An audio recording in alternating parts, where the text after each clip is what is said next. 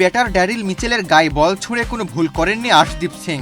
এমনটাই মনে করেন ভারত ক্রিকেট দলের কোচ গৌতম গম্ভীর। টি-20 বিশ্বকাপের ফাইনালে অপ্রত্যাশিতভাবে আচরণবিধি লঙ্ঘন করে বল ছুঁড়ে মারার ঘটনায় ভারতীয় পেসারের পাশে দাঁড়িয়েছেন তিনি।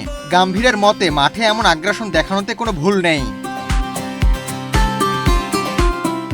ঘটনাটি ঘটেছিল নিউজিল্যান্ডের ইনিংসের 11তম ওভারে। তখন 5 উইকেটে 103 রান করে ফেলেছিল ব্ল্যাক ক্যাপসরা। ওই ওভারের একটি বল ডিফেন্স করেন মিচেল।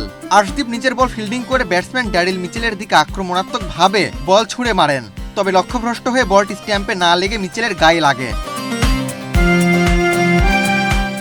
ঘটনায় ক্ষুব্ধ হয়ে আর্শদীপের দিকে তেড়ে যান মিচেল। পরিস্থিতি সামাল দিতে এগিয়ে আসেন আম্পায়ার ও ভারতের অধিনায়ক Suryakumar Yadav. Gold's Gym across 30+ countries. With over 700+ locations worldwide, train anywhere, belong everywhere.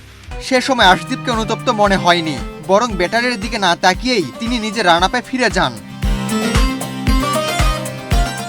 তবে পরে পরিস্থিতি শান্ত হয়। ওভার শেষে মিচেলের সঙ্গে হাত মিলান আর্শদীপ। এমনকি ভারতের শিরোপা জয়ের পর নিউজিল্যান্ডের এই ব্যাটারের কাছে গিয়ে ক্ষমাও চান তিনি। তবে গম্ভীরের মতে ক্ষমা না চাইলেও তাতে কোনো সমস্যা ছিল না। সংবাদ সংস্থা ANI এর এক পডকাস্টে তিনি বলেন, আপনি যখন দেশের প্রতিনিধিত্ব করছেন তখন কিছুটা আগ্রাসন দেখানো স্বাভাবিক। বল ফিরিয়ে ছুঁড়ে দিলে তাতে দোষের কিছু নেই। কোনো বলারই পরপর 2টি ছক্কা খেতে পছন্দ করে না। আমি আমার খেলোয়াড়দের কাছ থেকে এমন প্রতিক্রিয়াই দেখতে চাই। যদি সে দুঃখ প্রকাশ নাও করত তাতেও আমার আপত্তি ছিল না। গম্ভীর আরও বলেন, মাঠে ব্যক্তিগত সম্পর্কের কোনো জায়গা নেই। খেলোয়াড়দের মূল দায়িত্ব দেশের জন্য খেলা এবং দলকে জেতানো। আগে এমন ঘটনা ঘটলেও এখন সামাজিক যোগাযোগ মাধ্যমের কারণে বিষয়গুলো দ্রুত বড় হয়ে যায় বলে মন্তব্য করেন তিনি।